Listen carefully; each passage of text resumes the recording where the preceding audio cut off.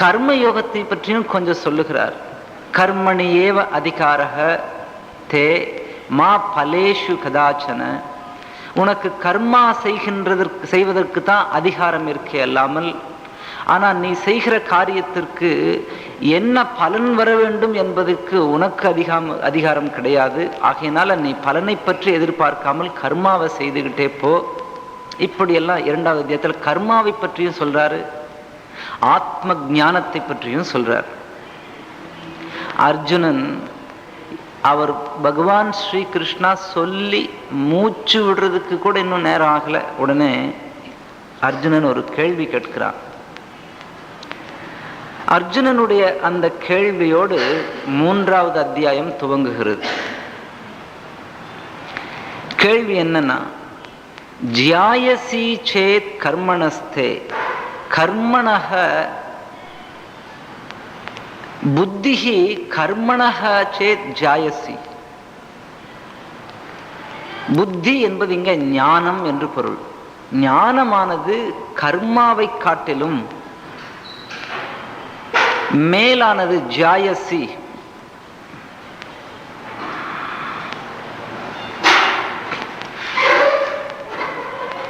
உங்களுக்கு இந்த சப்தம் சரியா இருக்கா, ஜாஸ்தியா இருக்கா?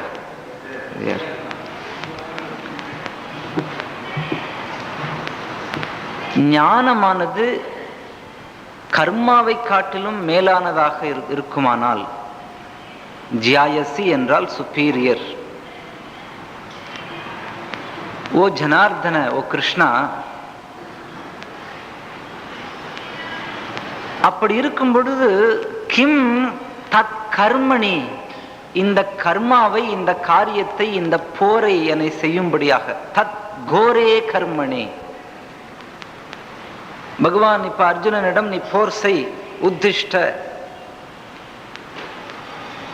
அப்ப எல்லாவற்றையும் சமமாக, வெற்றி தோல்வியெல்லாம் சமமாக ஏற்றுக்கொண்டு நீ கர்மா செய் என்று சொல்லுகிறார். அர்ஜுனன் கேட்கிறான், அப்ப இந்த ஞானத்தை அடைந்தால் போதும் என்றால், ஆத்மாவை ஒருவர் உணர்ந்து கொண்டால், ஆத்ம ஞானம் அடைந்து விட்டால் அதுல முக்தி கிடைத்து விடும் என்பது உண்மையானால், நீ மறுபடியும் என்னை ஏன் கர்மா செய்யும்படி தூண்டுகிறாய்? ஏன் என்ன தள்ளுற? அதுவும் எப்படிப்பட்ட கர்மா? கோரே கர்மணி. பீஷ்மரையும் துரோணரையும் எல்லாம் நான் அம்பால நான் அழிக்கணும், கொல்ல வேணும். இது கோர கர்மம், வேண்டாம். அதோடு நிற்கல, பகவான் இன்னொரு கேள்வி கேட்கிறார். பகவான், ஆர் யூ ஆல் ரைட்?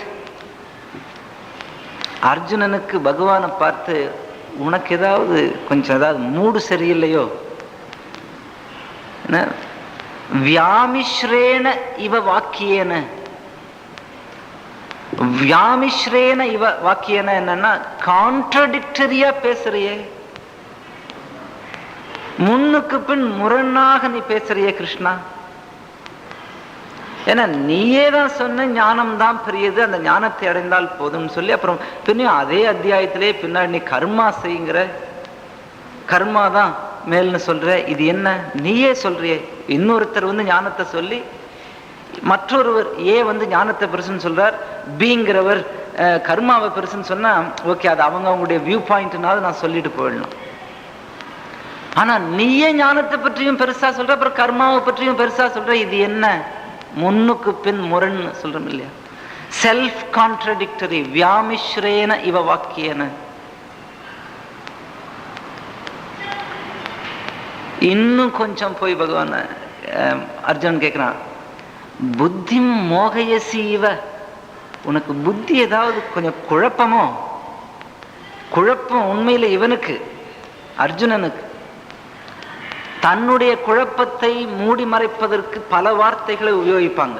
இது மனதினுடைய இயல்பு. நமக்கு குழப்பம் இருந்தால் நாம் எப்பவுமே எனக்கு குழப்பமா இருக்குன்னு சொல்லி நாம் ஒத்துக்கொள்வதே இல்லை. அப்படி ஒப்புக்கொண்டா அந்த குழப்பம் நீங்கி விடும், அதற்கு நமக்கு ஒரு தெளிவு ஏற்பட்டு விடும். ஆனால் நம்முடைய மனதினுடைய இயல்பு, அகங்காரத்தினுடைய இயல்பு என்னன்னா, குழப்பத்தை மறைப்பதற்கு எதையாவது ஒன்று சொல்லுவோம், வேண்டாத பல வார்த்தைகளை உபயோகிப்போம். அதிகமாக பேசுபவர்கள் பார்த்தீங்கன்னா அவர்களுடைய அஞ்ஞானத்தை மூடி மறைக்கத்தான் பேசுவாங்க, ஞானத்தை வெளிப்படுத்தல். இது உலக இயல்பு. இங்க அர்ஜுனன் கிருஷ்ணரை பார்த்து புத்தியும் மோகைய சீவ, நீ ஏதோ குழம்பி போயிருக்கிறத போல இருக்கு கேட்கிறான். ஏக்கம் வத, எனக்கு இந்த ரெண்டையும் சொல்லி என்னை குழப்பாத. ஏக்கம் வத, கர்மா பண்ணவா இல்ல இந்த போரெல்லாம் விட்டுட்டு நான் நேரா ரிஷிகேஷுக்கு போகட்டுமா? ஏதோ ஒண்ணு சொல்லு. அங்க போய் நான் பிரம்மா கைலாசாசிரமத்துல போய் உட்கார்ந்து நான் பாடம் கேட்கிறேன், சிரவணம் பண்றேன், ஞானம் சித்தியா, ஏதோ ஒன்ன சொல்லுவேன். இந்த அந்த காலத்து சினிமாவில் இந்த லாரல் ஹார்டி சினிமா ஒன்று இருக்கு. அதில் இந்த லாரல் ஹார்டி 2 பேரும் வேலை இல்லாமல் அன்எம்ப்ளாய்டு ஃபெலோஸ், வேலை தேடுறதுக்காக இருக்கும்போது பேப்பரில் மிலிட்ரிக்கு ஆள் எடுக்கிறதாக அட்வர்டைஸ்மெண்ட் வரவும் உடனே அப்ளை பண்ணாங்க. மிலிட்ரிக்கு அப்ளை பண்ணி அவங்களுக்கு வர சொல்லி வந்துருச்சு. அவங்கள செலெக்ஷனும் ஆயிடுச்சு. இப்போ மிலிட்ரியில் அவங்களுக்கு ட்ரில் கொடுக்குறாங்க. பெரிய பரேட் கிரவுண்ட் இருக்கும். அதில் அங்கங்கே 30 பேர் 40 பேருக்கு ஒவ்வொரு சார்ஜென்ட் அவங்கெல்லாம் வச்சு லெஃப்ட் ரைட் தெரியுமில்ல கொடுத்துட்டு இருக்காங்க. இந்த 2 ஃபெல்லோஸும் எப்பவும் ஒருத்தர் கையை பிடிச்சிட்டு கூடவே இருக்கிறாளுங்க. ஒருத்தன் டாலாக இருப்பான், இன்னொருத்தன் ஃபேட்டாக ஷார்ட்டாக இருக்கிறான். மிலிட்ரியில இவன் 2 பேரும் ஒன்னா இருக்க முடியுமா? அவன் தான் ஹைட் வர பிரிச்சிருவானே. அதனால ஒருத்தன் பின்னாடி போட்டு ஒருத்தன் முன்னாடி போட்டாச்சு. இதே இவனுக்கு பிடிக்கல. அப்பவே யோசனை பண்றான், இருக்கவா வேண்டாமாங்கிற மாதிரி போல. அப்புறம் உடனே இவனுக்கு commander left right right turn left turn சொல்லிக்கிட்டே இருக்கிறான். இவனுக்கு 2 பேருக்கும் கோபம் வந்துருச்சு. எல்லாம் லெஃப்ட் ரைட் டர்ன் சொல்லவும் உடனே இவனுக்கு அப்படியே நின்றுக்கிட்டானு. நின்னா என்ன எல்லாம் நடந்துகிட்டு இருக்கும்பொழுது இவனுக்கு 2 பேரும் நிற்கவும் அவன் விசில் அடிச்சு சத்தம் போடுறான், என்னையா நீ பண்ற? இவன் சொன்னா, லாரல் சொன்னா, சும்மா அவசரப்படாத, இதை பாரு நானும் அப்பவே இருந்து பார்த்துக்கிட்டு இருக்கேன். நீ ரைட் டர்னுங்கிற அப்புறம் லெஃப்ட் டர்னுங்கிற, நீ முடிவு பண்ணிட்டு ஒன்ன சொல்லு.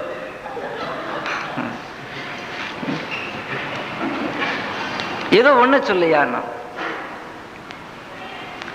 இங்க அர்ஜுனன் சொல்ற கதை அதேதான். ஒன்ன சொல்லு அப்படின்னா இதுல செல்ஃப் கான்ட்ரடிக்டரி இல்லை. மகனை பார்த்து அப்பா சொல்றார், அப்பா இப்போ SSLC படிச்சுட்டு அல்லது இப்போ 10th +2 படிச்சுட்டு தான் அப்புறம் காலேஜ் போகணும் இல்லையா? அப்ப இது ஒரு சீக்வன்ஷியல்.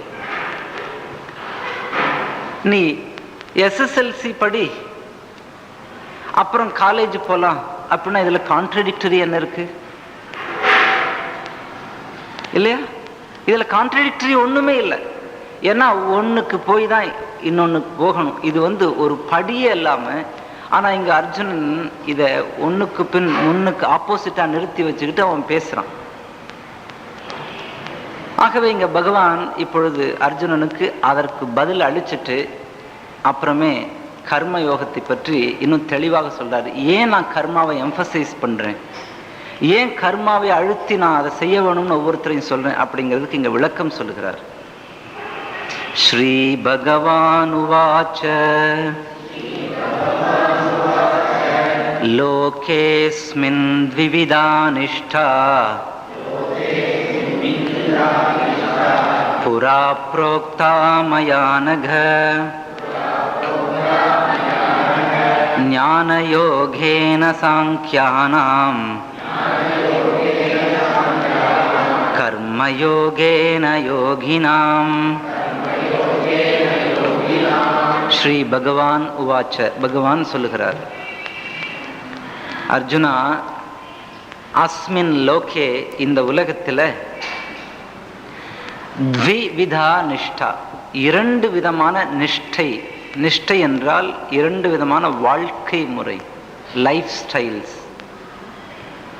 இருக்கிறது. புரா புரோக்தா மயா, இது என்னால் ஆதியிலேயே சொல்லப்பட்டிருக்கிறது. ஞான யோகேன யோகினாம் கர்மயோகேன ஞானயோகேன சாங்கியானாம் கர்மயோகேன யோகினாம்.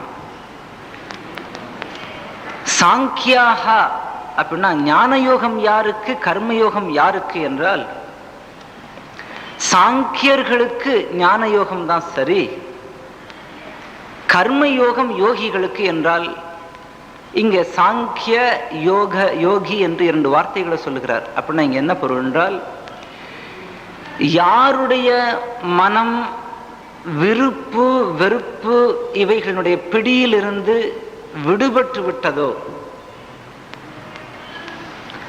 அந்த மனதை சாங்கிய மனம் என்றும், விருப்பு வெறுப்பினுடைய பிடியிலிருந்து, இது புரியுறதா?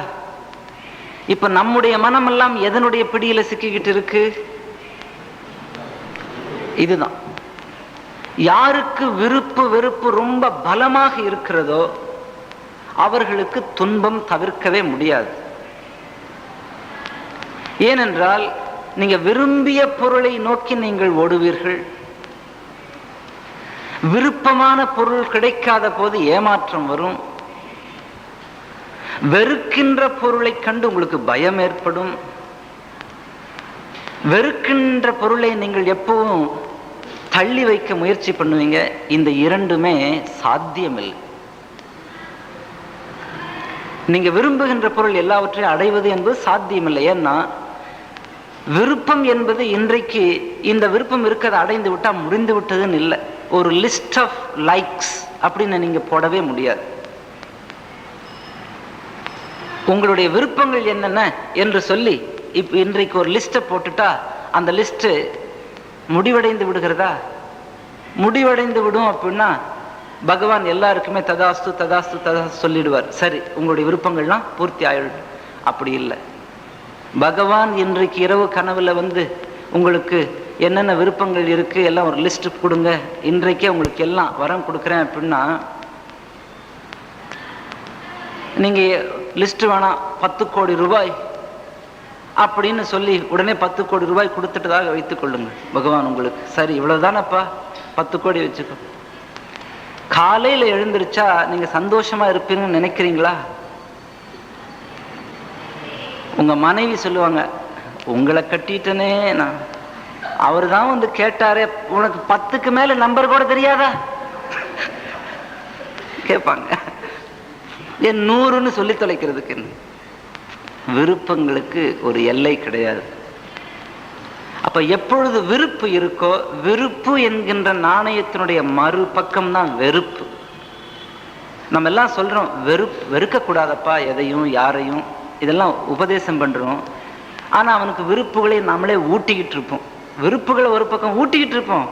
ஆனா குழந்தைக்கு உபதேசம் என்ன? வெறுக்காத, அன்பாயிரு. எப்படி இருக்க முடியும்? ஏன்னா ஒன்றினுடைய மறுபக்கம் தானே இது. வெறுப்பு இருக்கிற வரையிலும் வெறுப்பு இருந்தே தீரும். நீங்கள் வெறுப்பு இல்லாமல் அன்பு உங்களுக்கு வேணும்னா நீங்க விருப்பை விடுங்க, அன்பு தானா வந்துடும். அப்ப இங்க பகவான் சொல்லுகிறது சாங்கியா என்றால் யாருக்கு ஞானம் சித்தியாகும் என்றால், யாருடைய மனம் விருப்பு வெறுப்பிலிருந்து விடுபட்டு விட்டதோ, யாருக்கு ஒன்று இருந்தாலும் தொல்லைப்படுவதில்லை, ஒன்று இல்லாவிட்டாலும் அதை பற்றி பெரிய பிரச்சனை ஒன்று இல்லையோ, எதனுடைய இருப்போ எதனுடைய இல்லாமையோ ஒருவரை பாதிப்பதில்லையோ, the presence or absence of a thing should not bother one. அவர்களுடைய மனம் தான் சலனமற்று இருக்கும். அந்த சலனமற்ற மனதில் தான் ஆத்மாவை பற்றிய ஞானம் சித்திக்கும். இது இன்டலெக்சுவல் நாலேஜ் அல்ல.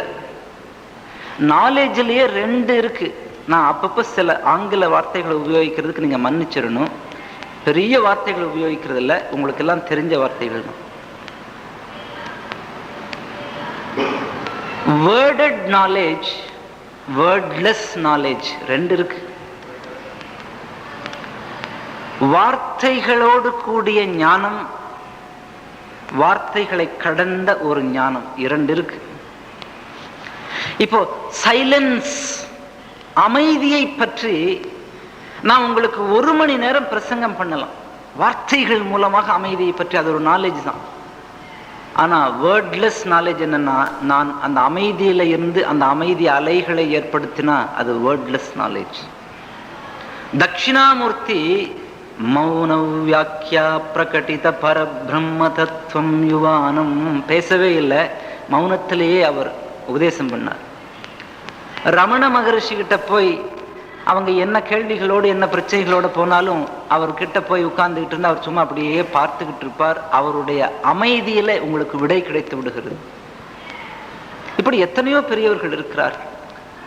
அப்ப இங்க ஞானம் என்றால் நமக்கெல்லாம் நினைக்கிறது ஏதோ புஸ்தகத்தை படிச்சு நம்ம ஒரு இன்டலெக்சுவலா தெரிந்து கொள்வது. Intellectual knowledge and existential knowledge ரெண்டு சொல்றது. அன்பை பற்றி நாம பிரசங்கம் பண்ணலாம், ஆனா அன்பில் நம்மை இழக்கிறதுக்கு நாம தயார் இல்லை. அன்பு என்னை அப்படியே ஆட்கொண்டு அன்பாகவே நான் மாறி விடுவதற்கு நான் தயாரா இல்லை. அப்ப நான் அன்பாகவே ஆகிவிடணும். ஐ லவ் கூட தப்பு, ஐ ஆம் லவ் ஆகும். நானே அன்பாக மாறிவிட்டா அந்த அன்பு தான் நான் எங்க போனாலும் என்னை சுற்றி எல்லாருக்கும் போய் கிடைக்கும். நான் அன்பு செலுத்துகிறேன் என்கிறது விட ஒரு மேலான நிலை என்னன்னா, நானே அன்பு ஆகிவிட்டேன். ஏன்னா ஐ லவ் அப்படின்னா இப்ப என்னுடைய லவ் ஒரு பர்டிகுலர் டைரக்ஷன்ல போகிறது. ஆனா ஐ ஆம் லவ்வா இருந்தா, ஒரு மலர் மனத்தை பரப்பி கொண்டிருக்கிறது.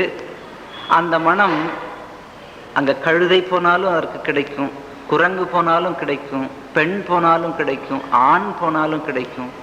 ஏன்னா அது அதற்கு அது மனத்தை பரப்பி அது மனமாக இருந்து கொண்டிருக்கிறது. அது அப்போ வேர்ட்லெஸ் நாலேஜ். இங்க சொல்லப்படுகின்ற சாஸ்திரங்கள்ல சொல்லப்படக்கூடிய ஞானம் எல்லாவுமே இந்த வார்த்தைகளால் சொல்லுவதில்லை. அப்போ அந்த ஞானம் சித்திக்க வேண்டும் என்றால் அமைதியை பற்றி அறிவதல்ல, அமைதியாகவே ஆகிவிடுதல் அடைதல் தான். அந்த சைலன்ஸாக நம்ம ஆயிடணும். அது எப்பொழுது சாத்தியம் என்றால், எப்பொழுது மனம் ராகத்வேஷ தேகத்தினுடைய பிடியிலிருந்து விலகுகிறதோ, யார் அப்படி சாத்வீக நிலையை அடைந்து விட்டார்களோ.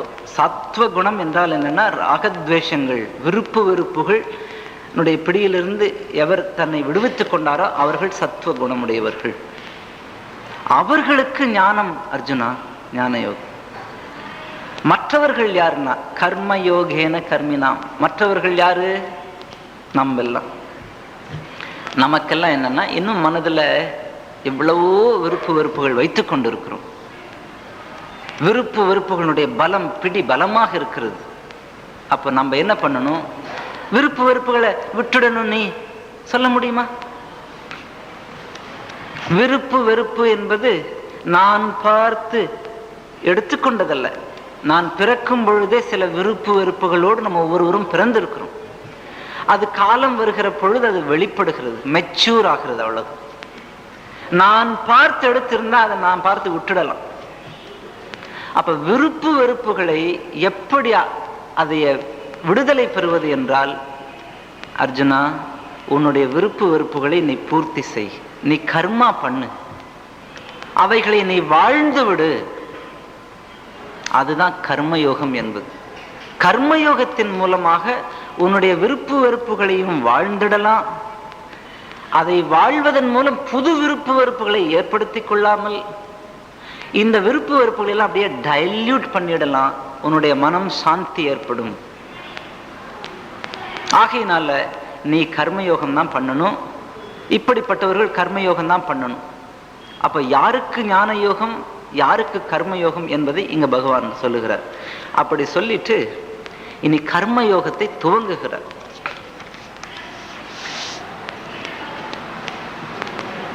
பகவத்கீதையில கர்மயோகம் மட்டுமல்ல, பக்தி யோகமாகட்டும், தியான யோகமாகட்டும், ஞான யோகமாகட்டும், இதை போல ஒரு லாஜிக்கல் டெவலப்மெண்ட் நீங்க வேற எதுலையுமே பார்க்க முடியாது. நியாயபூர்வமாக ஒரு விஷயத்தை எடுத்து அலசி ஆராய்ந்து A to Z, அதுல கர்மா என்றால் அதை பற்றி முழுமையாக சொல்லப்பட்டிருக்கு.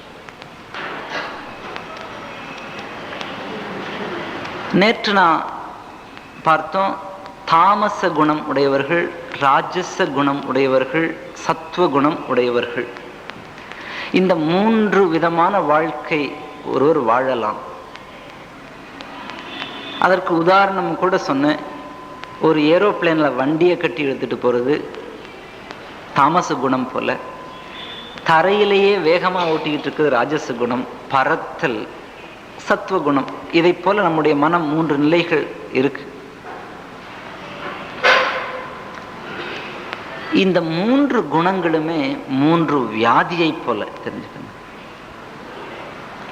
எப்படி சரீரத்திற்கு வியாதிகளோ அது போல இந்த 3 குணமுமே மனதை பிடித்த வியாதி தான். சரீரத்து வியாதிகளை 3ஆ பிரிச்சிருக்காங்க. சரீரத்துக்கு எத்தனையோ வியாதிகள் இருக்கு, அது ஒரு பெரிய டிக்ஷனரி போல இருக்கு. ஆனா அந்த வியாதிகளை 3 வகைப்படுத்தி இருக்காங்க. என்னன்னா, ஆங்கிலத்துல acute diseases, chronic diseases, degenerative டிசீசஸ்ன்னு சொல்லி பிரிச்சிருக்காங்க. தீவிர நோய், மார்க்க நோய், அழுகல் நோய். டீஜெனரேட்டிவ்னா கேன்சர், அது போல அது வந்துட்டா அப்புறம் உள்ளேயே எல்லாம் அழுக ஆரம்பிச்சிடும். அழுகல்னா தெரியறதா, அழுகி போயிடுறது. 3 வகையாக. அதே போல இப்ப மனதிற்கு 3 வியாதிகள் 3 வகையா பிரிக்கலாம். மனதுல எத்தனையோ வியாதி. இப்ப பகவான் இந்த 3 வகையான வியாதிக்கு இப்ப மருந்து கொடுக்கிறார். உண்மையில மருந்து தான். பகவான் சொல்லுவது எல்லாம் புரிந்து கடைபிடித்தால் உங்க வியாதி போயிடும். சத்துவ குணத்தை அடைந்து விடலாம். சத்துவ குணத்திலிருந்தும் கடந்து நீங்கள் ஒரு தெய்வ நிலை அடையலாம். அப்ப முதல் வியாதி என்ன? நேற்று தாமச குணம். தாமச குணம் என்பது சோர்வு, சோம்பல், மந்தம், புத்தியில தெளிவு இன்மை. அங்க ஒரு மேகம் வந்து மூடிக்கிட்டது போல. எப்படி சூரியன் அவ்வளவு பெரிய சூரியனாக இருந்தாலும் கூட ஒரு சின்ன மேகம் வந்தா அப்படியே இருட்டு ஆக்கிடுறதோ, அதை போல நம்முடைய புத்தியை அந்த சோம்பல் என்கின்ற மேகம் வந்து மூடி உள்ளே இருள் அண்டி கிடக்கிறது. நிலைக்கு பேர் தான் சோம்பல்னு சொல்றது, அல்லது தாமசம்னு சொல்றது. ஆங்கிலத்தில் இதை லேசினஸ்ன்னு சொல்லலாம். நம்மெல்லாம் இந்த சோம்பலை, லேசினஸை சாதாரணமா நினைச்சிடுறோம். அது சாதாரணம் அல்ல, அதற்கு ரொம்ப ஆழமான அர்த்தம் உண்டு. சோம்பல் என்பது சரீரத்தை உடைய விஷயம் அல்ல, அது மனதை உடைய விஷயம் கூட அல்ல, அது இன்னும் கூட ஆழத்திலேயே இருக்கு, நம்முடைய உயிரிலேயே ஒட்டிக்கிட்டு இருக்கிறது தான் சோம்பல் என்பது. நம்ம பொதுவாக சோம்பல், சோர்வு என்றால் இந்த சரீரத்தை பொறுத்து தான் நம்ம நினைச்சு பழகி இருக்கும். அப்படி இல்லை. தாமச குணம் என்றால் என்னன்னு சொல்றேன் கேளுங்க.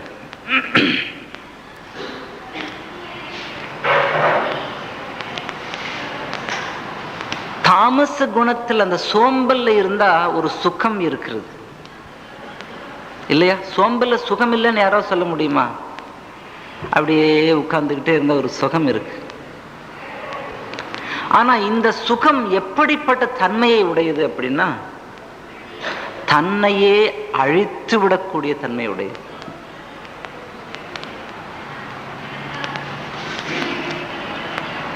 யார் இந்த சுகத்திற்கு அடிமைப்பட்டார்களோ அவர்கள் மீள முடியாது.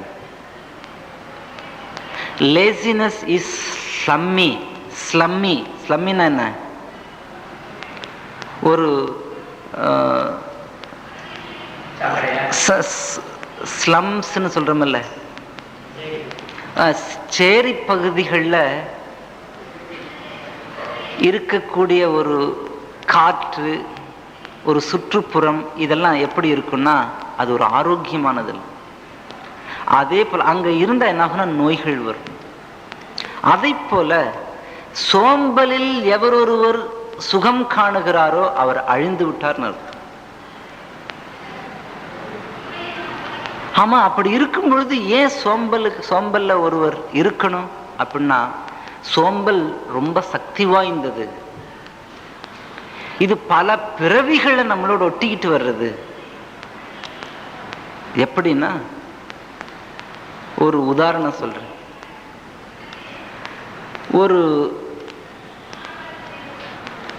ஒரு தோட்டக்காரன், கார்டனர், நிலத்தை எல்லாம் பண்படுத்தி அதுல விதைகளை எடுத்து விதைக்கிறதுக்காக டப்பாவுக்குள்ள கைவிட்டு விதைகளை எடுக்கிறான். அந்த விதைகள்ல ஒரு விதை அந்த கைக்கு கிடைக்காமல் ஒளிஞ்சு அந்த டப்பாவுக்குள்ளேயே இருந்துடுறது. ஏன் தெரியுமோ? அந்த கைக்கு கிடைத்து விட்டால் அவன் நிலத்துல எரிஞ்சிடுவான். நிலத்துல எரிஞ்சிட்டா என்ன ஆகும்? அந்த விதை தன்னை இழக்க வேண்டும். தெரிந்து கொள்ளும். எப்பொழுது நிலத்துல போய் விழுந்துடுச்சோ அப்ப தன்னை இழக்கணும், தன்னை இழக்கணும். ஏன்னா மண்ணும் நீரும் காற்றும் எல்லாம் அந்த விதையை தாக்கும். அப்ப தன்னை இழந்தாதான் அதுல இன்னொன்று பிறக்கும். விதையினுடைய அழிவுல தான் முளை வரும், முளையினுடைய அழிவுல தான் செடி வரும், பூவினுடைய அழிவுல தான் காய் வரும், காயினுடைய அழிவில் தான் பழம் வரும். பழம் தன்னை அழித்து கொண்டு தயாரா இருந்தா தான் மறுபடியும் அதுல இருந்து பல விதைகள் வரும். இதுதான் இயற்கை. ஒன்றின் அழிவில தான் இன்னொன்று பிறக்கும். இப்பொழுது இருக்கிற என்னை நான் அழித்துக் கொள்ள தயாராக இல்லைன்னா உங்கள புதிய மனிதன் பிறக்க மாட்டான். நீங்க அந்த பழைய மனிதனே தான் இருந்துகிட்டு இருக்கலாம். ஸ்டாக்னேஷன், தேக்கம் ஏற்பட்டு விடும். நம்ம எல்லாருமே அந்த புதியவர் நம்மள பிறப்புவதற்கு நாம யாரும் தயாரல்ல. ஏன்னா பழையவனை இழக்க தயாராகணுமே. இது ஒரு பெரிய கஷ்டம். ஆனா எவல்யூஷனரி ப்ராசஸ்ல, பரிணாம வளர்ச்சியில ஒருவன் எப்பொழுது தன்னை அழித்துக் கொள்ளுவதற்கு தயாராக இருக்கிறானோ, இதைத்தான் சரண்டருங்கிறது, இதைத்தான் சாக்ரிஃபைஸ்ங்கிறது. இப்ப இருக்கிற என்னுடைய அகங்காரத்தை நான் விட தயாரா இல்லைன்னா நீங்க அப்படியே இதே மனிதராகத்தான் இருப்பீங்க. நீங்க இந்த ஜென்மம் அல்ல, இன்னும் 100 ஜென்மங்கள் எடுத்தாலும் இப்படியே தான் இருப்பீங்க. உங்ககிட்ட எந்த மாற்றமும் இருக்கு. நேற்றைய மனிதன் தான் இன்றைக்கும், இன்றைய மனிதன் தான் நாளைக்கும் இதே தான், இப்படியே தான் இருப்போம்.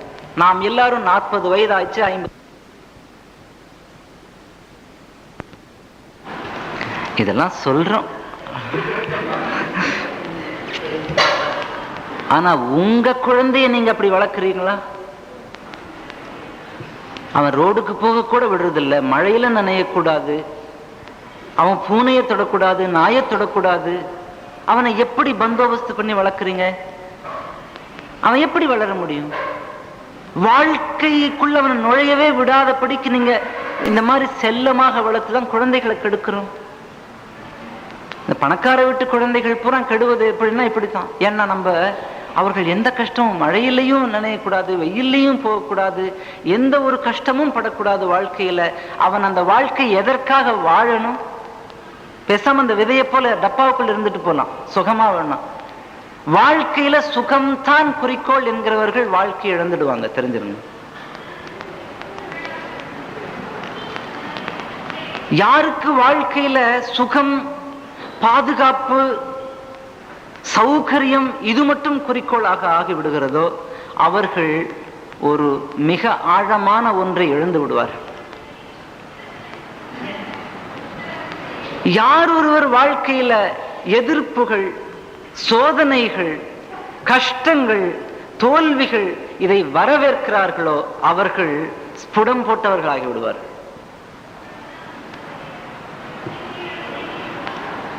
இது ரொம்ப அடிப்படையில. ஏன்னா நமக்கு எல்லாமே என்ன கோல்னா, இப்ப என்ன சக்சஸ் நமக்கு எப்பவுமே குறிக்கோள். என்னையா சக்சஸ்? ஏன் ஃபெயிலியர் வரட்டுமே? எப்பவும் செக்யூரிட்டி மாங்கிரிங், எனக்கு எப்பவும் பாதுகாப்பா என்ன வச்சுக்கணும். பேங்க்ல 10 லட்சம் ரூபாய் டெபாசிட் இருந்தா நான் ரொம்ப ஒரு பாதுகாப்போடு, அவர் கண்கள் விரிந்திருக்கும், முகத்துல புன்னகை, காலரெல்லாம் அப்படி போயிடும், அவர் நடையில தெரியும். அங்க 1 லட்சம் குறையட்டும், 2 லட்சம் குறையட்டும், அவருக்கு முகத்துல தெரியும், ஒரு சுருக்கு விழுந்துடும், அப்படி நெற்றியில சுருக்கு விழுந்துடும். ஏன்னா insecurity I cannot stand. Life is full of insecurities. Remember. நீங்க எப்பொழுது பாதுகாப்பின்மையை நீங்க வரவேற்று ஏற்றுக்கொள்கிறீர்களோ அப்பொழுது வாழ்க்கைக்கு உங்களுக்கும் தொடர்பு ஏற்படும். எப்பொழுது நீங்க வெறும் பந்தோபஸ்தா சௌரியமா இருக்கும்னு நினைக்கிறீங்களோ நீங்க இருக்கலாம், ஆனா வாழ்க்கைக்கு உங்களுக்கு சம்பந்தம் இல்லை. You will lose life. You never live 365 days. யாரோ ஒருத்தர் சொன்னாங்க, you live the same life 365 times. என்ன, நீங்க 365 நாள் வாழல, ஒரே நாள் வாழ்க்கையை 365 தடவை வாழ்றீங்க, அவ்வளவுதான். Just repetition of the same thing. நம்முடைய வாழ்க்கையில என்ன புதியதாக இருக்கிறது? ஏன் காரணம் என்ன? எந்த புதியதும் எனக்கு வேண்டாம், சோதனைகள் வேண்டாம், ஸ்ட்ரகிள் இருக்கக்கூடாது. அப்போ ஒரு கம்ஃபர்டபுள் லைஃப் தான் அப்படின்னு எப்போ உங்களுக்கு கம்ஃபர்ட் லட்சியமாகி விட்டதோ அவர்கள் வாழ்க்கையை இழந்து விட்டார்கள். லேசி பர்சன் யாருன்னா இவன் தான். அப்ப ஒரு காரியத்தை செய்யும் பொழுதே அவனுக்கு தோல்வியை பற்றி எண்ணம் வந்தா உடனே அவன் விட்டுடுவான். லேசி பர்சன் இப்படிப்பட்டவர். அவருக்கு எல்லாமே நீங்க சொல்லி கொடுக்கணும். எல்லா தடைகளையும் நீக்கி கொடுத்த பிறகு அஷூரன்ஸ் கொடுத்தா அப்புறம் வேணும் அதை செய்ய துவங்குவார். அப்ப கண்ணை திறந்து பாரு, உனக்கு எல்லாம் நிறங்கள் தெரிகிறது, வெளிச்சம் எல்லாம் இருக்குன்னா நீ கேரண்டி கூட அப்புறம் நான் கண்ணை திறந்து பார்க்கிறேன் எப்படி கொடுக்க முடியும்? You trust life, you trust your self. முதல்ல உன் மேல விசுவாசம் வேண்டாம், வாழ்க்கை மேல விசுவாசம் வை. இல்ல நீ கேரண்டி கூட அப்புறம் கண்ணை திறக்கன்னா முடியாது. அப்போ இந்த லேசி பர்சன் இருக்கானே, சோம்பேறி, அவன் யாருன்னா அந்த டப்பாவுக்குள்ளேயே இருக்கிற விதையை போல இருப்பான். அந்த விதை சுகமாக இருக்கலாம், ஆனால் 1000 வருடங்கள் 1000 ஜென்மங்கள் ஆனாலும் அந்த விதைக்கு பரிபூரணத்துவம் கிடைக்காது.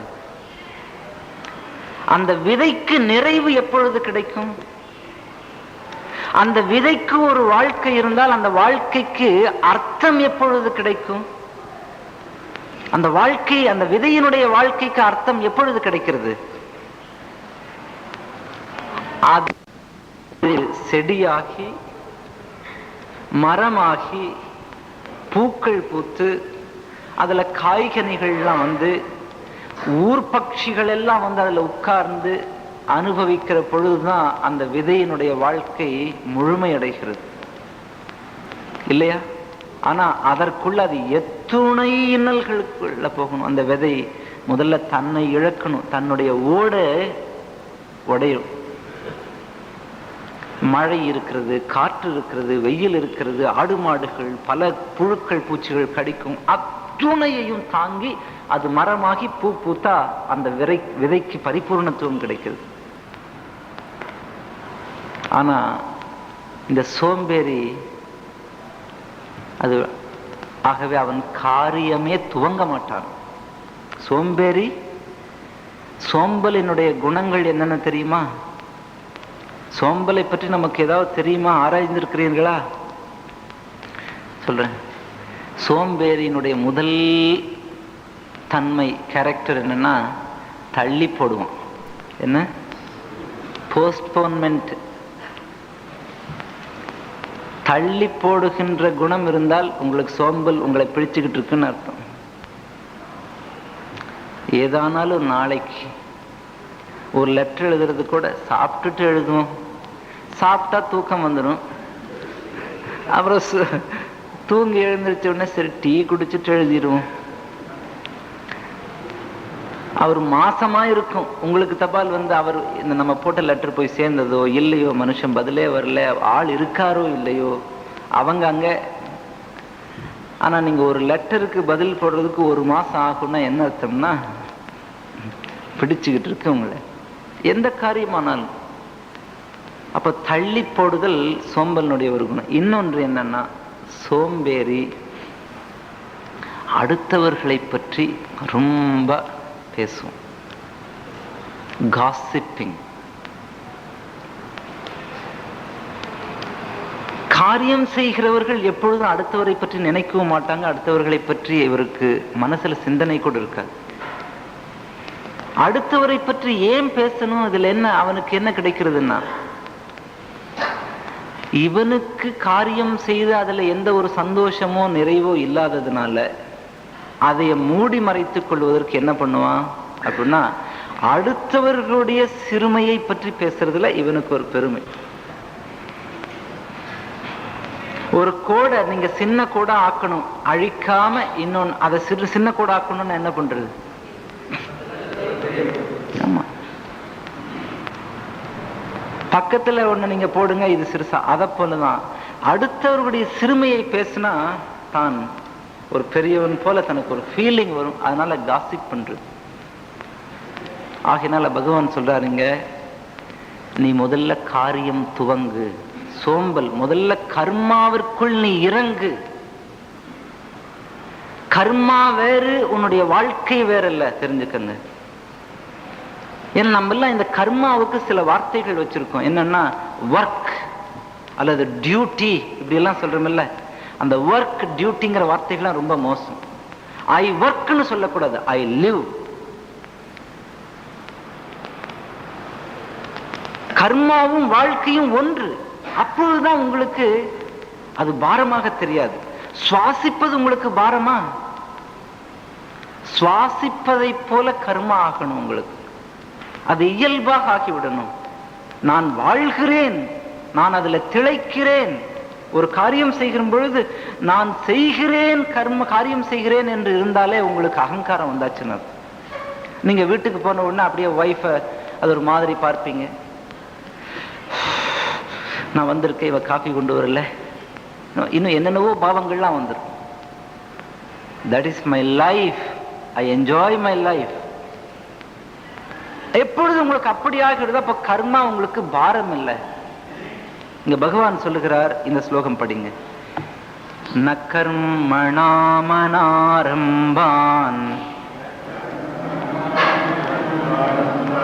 4வது ஸ்லோகம். ந கர்மணாமனாரம்பான்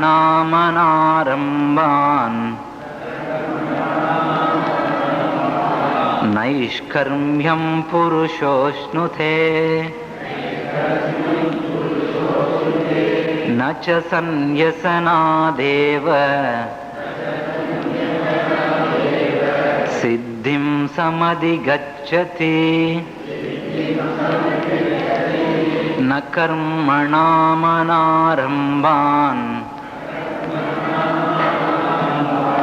நைஷ்கர்ம்யம் புருஷோஷ்ணுதே ந ச சந்யசனாதேவ சித்திம் சமதிகச்சதி.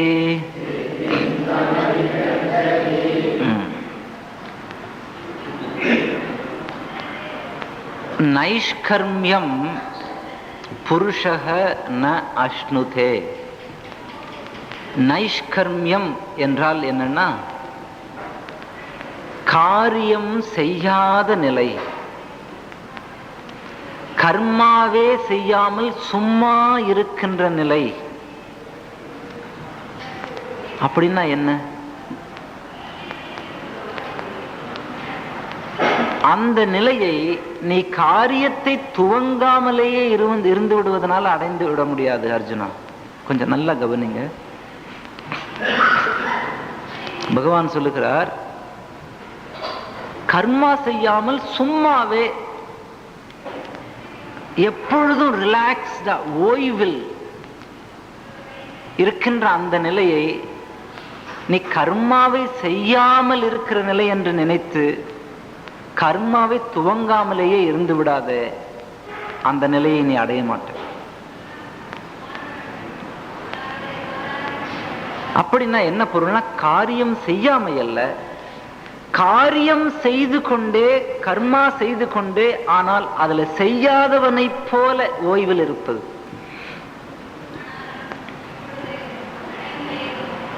பெரியவர்கள் எல்லாம் பார்த்தீங்கன்னா அவர்கள் அத்துணை காரியம் பண்ணுவார்கள். 18 மணி நேரம் வேலை செய்வாங்க, 20 மணி நேரம் ஒரு நாள்ல வேலை செய்வாங்க. ஆனா அவர்களுக்கு களைப்பு இல்லை, மனம் ஓய்வில் இருக்கிறது.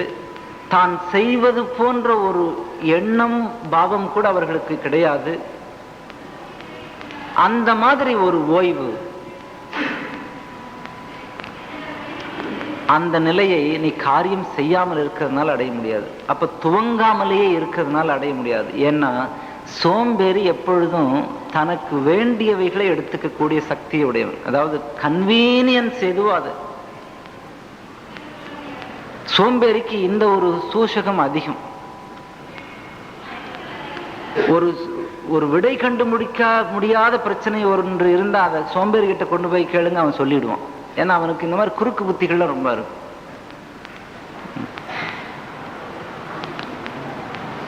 ஆகவே இங்க பகவான் சொல்லுகிறார், நைஷ்கர்மியம் என்றால் நீ காரியம் செய்யாத நிலை அல்ல, காரியம் செய்து கொண்டே ஆனால் செய்யாதவனை போல ஓய்வில் இருக்கின்ற நிலை. அந்த சித்தி அடையவனால்தான் நைஷ்கர்மியம் என்று சொல்லுவது. ஆகையினால பகவான் சொல்லுகிறார், கர்மாவை துவங்கு. கர்மாவை ஏன் துவங்குவதில்லை தெரியுமோ பலர்? கர்மா எப்பொழுதுமே நம்மை வெளிக்காட்டிவிடும். கர்மா செய்யும் பொழுது ஒருவருடைய அழகு வெளிப்படும். அதில்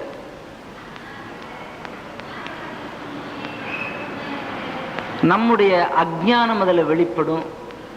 ஆகையினால் அதை மூடி மறைத்துக் கொள்வதற்காக நம்ம புது காரியங்கள் எதையுமே துவங்க மாட்டோம். இப்பொழுது உங்களை கூப்பிட்டு இந்த புத்தகத்தை ஒரு பேராகிராஃப் படிங்க அப்படின்னா பல பேர் முன் வர மாட்டீங்க. ஏன் தெரியுமோ? படித்தா உங்களுடைய ஆங்கில அறிவோ சம்ஸ்கிருத அறிவோ தெரிந்துவிடும், இல்லாவிட்டா அது. ஆகையினால அதுக்கு நம்ம போக மாட்டோம் எப்பொழுதுமே.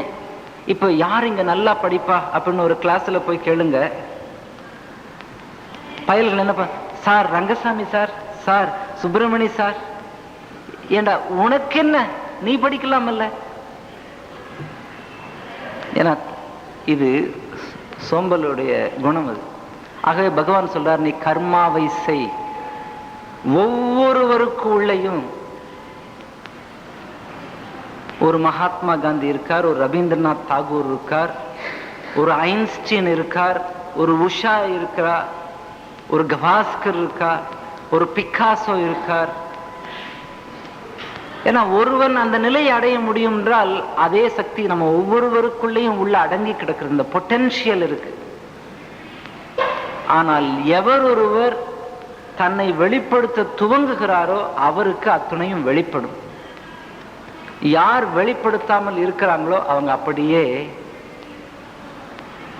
அழிந்து போய்விடுவார். இது வாழ்க்கையினுடைய ஒரு நியதி. இது நம்முடைய எக்கனாமிக் தியரி என்னன்னா, செலவு பண்ண அது போயிடும், குறையும், உங்க பணம் குறையும். லைஃபினுடைய லாஜிக் அப்படி இல்லை. நீங்கள் வாழ வாழ உங்களுக்கு சக்தி அதிகம் பிறக்கும். நீங்க எழுத துவங்குங்கள், உங்களுக்குள்ள ஒரு கவிஞன் பிறப்பான். நீங்க எத்தனை பேப்பரை வேஸ்ட் பண்ணீங்கிறத பற்றி கவலை இல்லாம எழுதிக்கிட்டே இருங்க, நீங்க ஒரு கவிஞன் ஆகலாம்.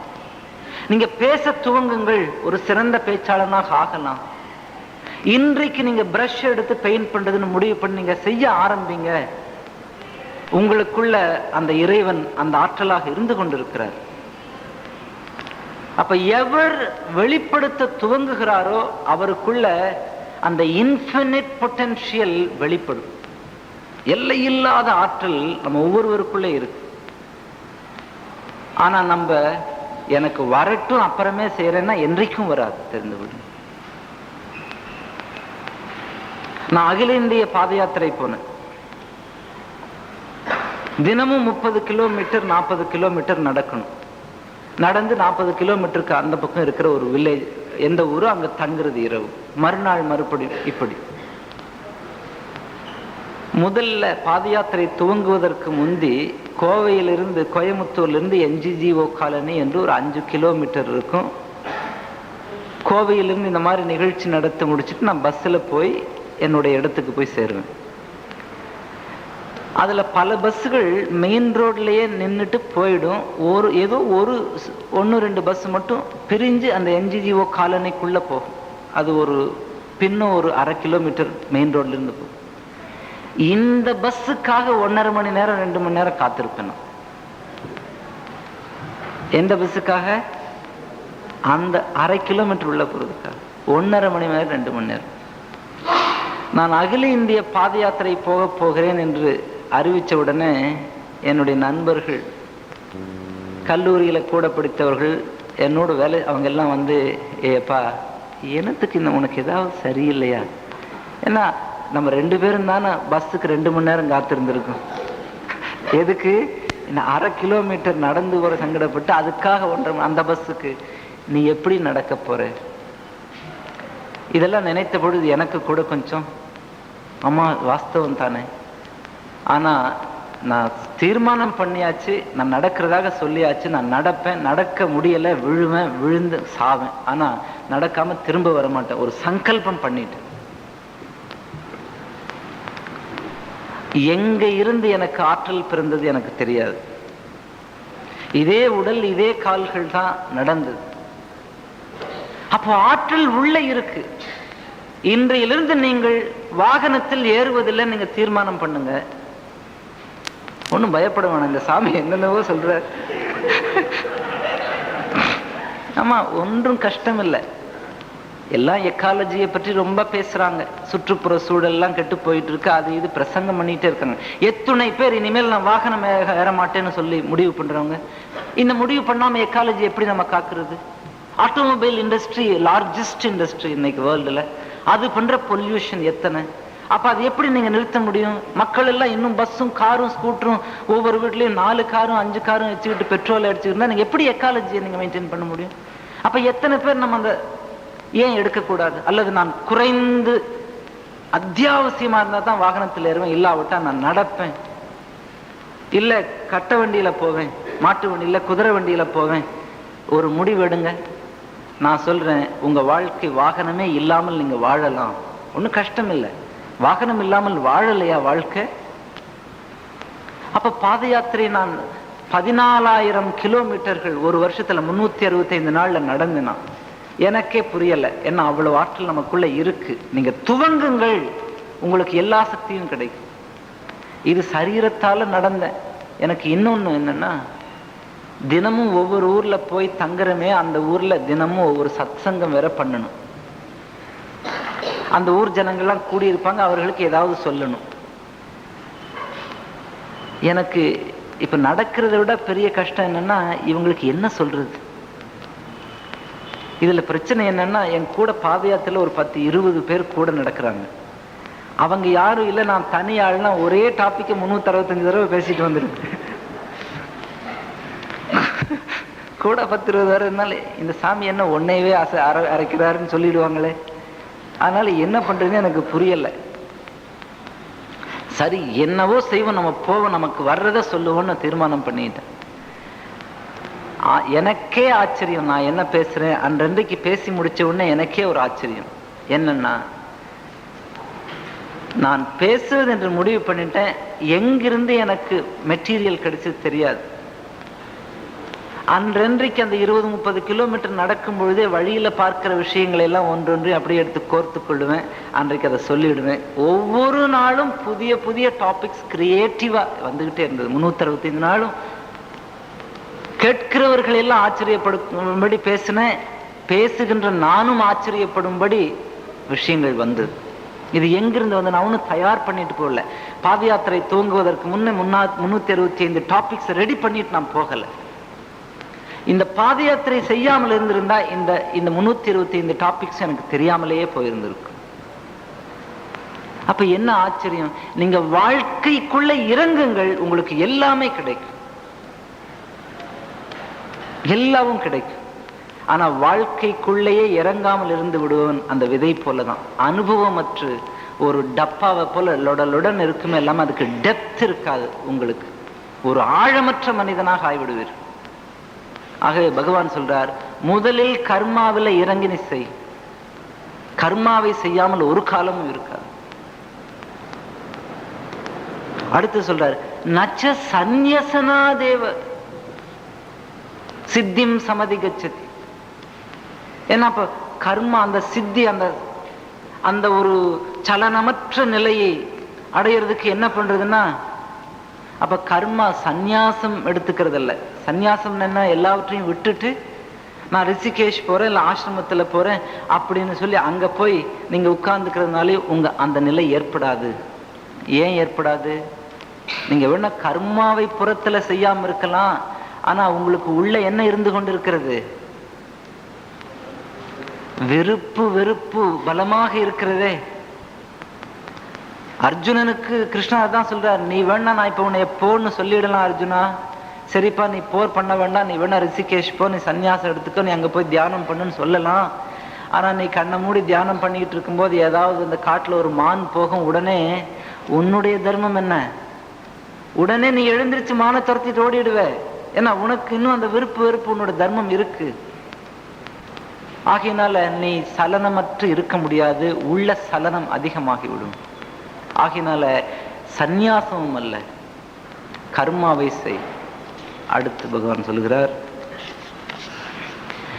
நஹி கஷ்சித் க்ஷணமபி ஜாது திஷ்டத்ய கர்ம கிருத். தப்பா சொன்னா பரவாயில்ல, நீங்க அந்த வார்த்தை வாயில வராவிட்டா சும்மாவாது அப்படியாவது சொல்லுங்க, ஒரு சப்தமாவது வரட்டும், அந்த ஒரு நல்ல சப்தம் வரட்டும். நஹி கஷ்சித் க்ஷணமபி ஜாது திஷ்டத்ய கர்ம கிருத் காரியதே ஹ்யவஷः கர்ம சர்வ பிரகிருதி ஜைர்குணைஹ.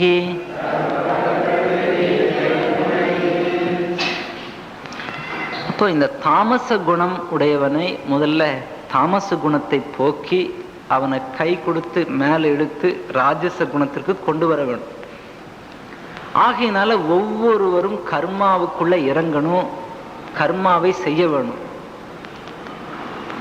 அதற்காக இங்க பகவான் சொல்லுகிறார், அர்ஜுனா க்ஷணமபி. க்ஷணம்னா என்ன? ஒரு செகண்டுக்கும் குறைவான ஒரு கால அளவை குறிக்கணும்னா நீங்க என்ன சொல்ல முடியும்? நொடிதான் செகண்ட். அதுக்கும் குறைவான கால அளவை குறிக்கிறதுக்கு என்ன? அதான் க்ஷணம் க்ஷணம் க்ஷணம் க்ஷணம். இந்த இந்த இந்த நிமிஷம் சொல்றதுக்கு முன்ன அந்த நிமிஷம் போயிடும். க்ஷணம் கூட எவரும் அகர்ம கிருத்து, காரியம் செய்யாமல் எவரும் ஒரு க்ஷணம் கூட இருக்க முடியாது. இந்த வார்த்தைகள்லாம் எவ்வளவு ஆத்தென்டிக். பகவான் சொல்றார், ஒரு க்ஷணம் கூட இருக்க முடியாது. ஒவ்வொருவரும் காரியம் செய்தே ஆக வேண்டும். இது அவர்களுடைய சாய்ஸ் அல்ல, ஒவ்வொருவரும் செய்தே ஆக வேண்டும். காரியத்தே ஹ்யவசக, செய்யும்படி உந்தப்படுகிறார்கள். ஆகையினால் அர்ஜுனா, நீயும் அந்த அலையோடு ஒன்றாகிவிடு. நீ அந்த பெரிய அலைக்கு எதிராக நீ நின்று ஜெயிக்க முடியாது. ஏன்னா இந்த உலகத்தில் நீங்க எதை வேணும்னாலும் பாருங்க, இந்த சிருஷ்டியில எல்லாவும் தொடர்ந்து ஒரு அசைவுல தான் இருந்து கொண்டிருக்கிறது. ஒரு ஒரு ஒரு ஒரு கண்டினியூட்டி இருந்துகிட்டு இருக்கு, ஒரு நிகழ்ந்து கொண்டே இருந்து கொண்டிருக்கிறது. எதுவுமே ஸ்டாட்டிக்கா இல்லை. இந்த உலகத்துல எதை பார்த்தாலும் சரி, எல்லாவும் தன்னுடைய காரியத்தை செய்து கொண்டே இருக்கிறது. நீ மட்டும் எப்படி செய்யாமல் இருக்க முடியும்? அப்படி எவராவது ஒருவர் அந்த ஓடுகின்ற ஆற்றலை நீ எதிர்த்து நீ நின்னா அழிக்கப்படுவது நிச்சயம், அதுல சந்தேகமே வேண்டும். நீங்களும் அந்த பெரிய அலையோடு நீங்களும் சேர்ந்து போய்கிட்டு இருங்க, ஆனந்தப்படலாம். சமுத்திரத்தில் எல்லையை போய் அடைந்து விடலாம். ஒருவர் சொன்னார், இந்த உலகத்துல நவுன்னு சொல்றோமில்ல, நவுன் ஆங்கிலத்துல நவுன் என்ன, பெயர் சொல்னு சொல்றோமில்ல, அப்படின்னு ஒன்னே கிடையாதுன்னார். வெர்பு தான் இருக்கு, நவுனே கிடையாதுன்னா. நவுன்னா என்ன? ட்ரீ அப்படின்னா அது ஒரு நவுன். அவர் சொன்னார் அது தப்பிதும், ட்ரீயிங் தான் இருக்கு, எல்லாமே ட்ரீ கிடையாதுன்னார். ரிவர்னே ஒண்ணு கிடையாது, ரிவரிங் தான் இருக்கு. எங்க ட்ரீய காமிங்க பாப்போம். It is a continuous process. அது எங்க போய் ட்ரீ எங்க இருக்கு? நீங்க நேற்று பார்த்த மரம் இன்றைக்கு இல்லை. நேற்று பார்த்த மரத்தில் இருந்த இலைகள் எத்தனையோ பழுத்திருச்சு, அதற்கு வயதாகி விட்டது, இப்பொழுது வேறு துளிர்கள் வந்து விட்டது. அப்ப ட்ரீயிங் நடந்து கொண்டிருக்குது. ரிவர், நதின்னு சொல்றமே, there is no river, only rivering. நேற்று பார்த்த நதியை இப்பொழுது காமிக்க முடியுமா? You cannot get into the same river twice. No. யாருமே ஒரு நதிக்குள்ள இரண்டாவது முறை இறங்க முடியாது, கால் வைக்க முடியாது அப்படின்னா. ஏன்னா நீங்க முதல்ல கால் வைத்த அந்த தண்ணீர் போய்விட்டது. இப்ப நீங்க கால் வைப்பது என்ன? புதிய தண்ணீர். அப்ப இந்த உலகத்துல இப்ப பாடி இல்லை, இது பாடியிங் தான். எங்க சொல்லுங்க? நேற்று இருந்த உடம்பு இன்றைக்கு இருக்கா? நேற்றைக்கு ஏன் போறீங்க? அரை மணி நேரத்துக்கு முன்னாடி இருந்த உடம்பு இப்பொழுது கிடையாது. சத்தியத்தில் குறைந்தது அரை மணி நேரம் வயசாவது இப்ப அதிகமாயிடுச்சு. ஆமா, அப்ப அப்படின்னா என்ன? எவ்வளவு ப்ராசஸ் அண்டர்கோ பண்ணியாச்சு. நேற்று இருந்த சரீரம் இப்ப இல்லை. நேற்று உள்ள போன உணவு வெளியேறி விட்டது. நேற்று நாம் பூசணிக்காய் சாப்பிட்டிருக்கேன், அது ஆல்கலைன் சப்ஸ்டன்ஸ். நேற்று ஆல்கலைனிட்டி அதிகமா இருந்தது. இன்றைக்கு ஒரு மொசம்பி சாத்துக்குடி சாப்பிட்டு அது அசிடிட்டி ஆயிடுச்சு. அப்போ பாடியே மாறிடுச்சு, கெமிஸ்ட்ரியே மாறிடுச்சு. எங்க போய் சேம் பாடி எங்க இருக்கு? ஆமா, நேற்று இருந்த சிந்தனைகள் வேற, இன்றைக்கு இருக்கிற சிந்தனைகள் வேற. நேற்று இருந்த நான் இப்பொழுது இல்லை, இது வேறு ஒரு ஆள். இன்றைக்கு இருக்கிற இந்த உலகத்தை அப்படியே நீங்க ஒரு போட்டோகிராஃப் பிடிக்க முடியும்னு வைத்துக் கொள்ளுங்களேன். இந்த உலகம் முழுவதும் அப்படியே ஒரு போட்டோ எடுத்தா அந்த போட்டோவை வச்சிருங்க. நாளை விடிந்த பிறகு ஒரு உலகத்தை அப்படியே போட்டோ பிடித்து அது மைக்ரோஸ்கோப் மூலமா பார்ப்போமானால் அந்த உலகமும் இந்த உலகம் ஒன்றாக இருக்கும் என்று நினைக்கிறீர்களா? கொஞ்சம் ஆராய்ச்சிக்காக கொஞ்சம் யோசனை பண்ணுங்க. ஏன்னா நேற்று இருந்த உலகத்தில் இருந்த எத்தனையோ பேர் புதைத்து அது சாம்பல் கூட ஆயாச்சு. இன்றைக்கு இருக்கிற உலகத்துல எத்தனையோ புதிய உயிர்கள் பிறந்தாச்சு. கொஞ்சம் யோசனை பண்ணுங்க. நானா நம்ம ஏதோ ஒரு சரி அப்படி ஒன்றை எடுத்துக்கிறது வேற, ஆனா ஆராய்ச்சியோட நீங்க பார்க்கிறது வேற. அப்போ உலகம் மாறிக்கொண்டே இருக்கிறது, ஒரு இயக்கத்தில் இருக்கிறது, எதுவுமே நிலையாக இல்லை. அப்படி இருக்கிற பொழுது அர்ஜுனா, நீ மட்டும் கர்மாவை செய்யாமல் இருந்து விடலாம் என்று நினைக்காதே. அழிவு நிச்சயம். யார் கர்மாவை செய்யவில்லையோ, யார் கர்மாவிலிருந்து தப்பித்து கொண்டிருக்கிறார்களோ அவர்கள் அழிவது நிச்சயம். கர்மாவை ஒவ்வொருவரும் செய்தே ஆக வேண்டும். அவரவர்களுக்கு எதில் பிடித்தமோ அதை இறங்கி செய்ய வேணும். அவர்களுக்கு புதிய வழி பிறக்கும். வழி தெரிஞ்சு அப்புறம் போறதில்லை. You make your own path. இன்னொருவர் போன பாதையில் நீங்க போக முடியாது. ஏன்னா அவர் இன்னொருவராச்சு, நீங்க வேறாச்சு. அப்ப உங்களுக்கு பாதை நீங்க தான் போட்டுக்கணும். இன்னொருவர் போன பாதை அது அவருடைய பாதை. அவருடைய பாதையில போனா உங்க வாழ்க்கை நீங்க வாழலன்னு. ஆகவே வாழணும். அடுத்தது கர்மேந்திரியாணி சம்யம்ய ய ஆஸ்தே மனசா ஸ்மரன் இந்திரியார்த்தான் விமூடாத்மா மித்யாசாரஸ உச்யதே. அப்ப கர்மாவை செய்ய வேண்டியதனுடைய அவசியத்தை முதல்ல அந்த தாமச குணம் பிடித்தவனை, அந்த சோர்வில் ஆட்பட்டு இருப்பவனை முதல்ல அதிலிருந்து இழுக்கிறதுக்காக இவர் ஒரு ஸ்லோகத்தோட பகவான் நிறுத்தல பாருங்க. 4-5 ஸ்லோகம் செலவு பண்றார் அவனுக்காக.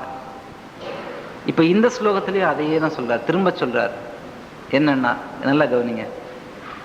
கர்ம இந்திரியாணி சம்யம்ய. கர்ம இந்திரியங்கள், கர்மேந்திரியங்கள் எவை? கேள்விப்பட்டிருக்கிறோமா இல்லையா? ஞானேந்திரியங்கள், கர்மேந்திரியங்கள். எந்த உறுப்புகளால் காரியம் செய்கின்றோமோ அவைகளெல்லாம் கர்ம இந்திரியங்கள். எந்த உறுப்புகளால் நம்ம விஷயங்களை எல்லாம் அறிந்து கொள்ளுகிறோமோ அவைகள்லாம் ஞான இந்திரியங்கள். பகவான் சொல்றார், கர்ம இந்திரியங்கள் கை காலு இவைகளை எல்லாம் சம்யம்ய அடக்கி வச்சுக்கிட்டு வீட்டுக்குள்ளேயே உட்கார்ந்துகிட்டு பெரிய சித்தனை போல எல்லாவற்றையும் கடந்தவன் அமர்ந்திருப்பதை போல் அமர்ந்து கொண்டு, ஆனா மனசா ஸ்மரன், ஆனா மனதுக்குள்ளேயோ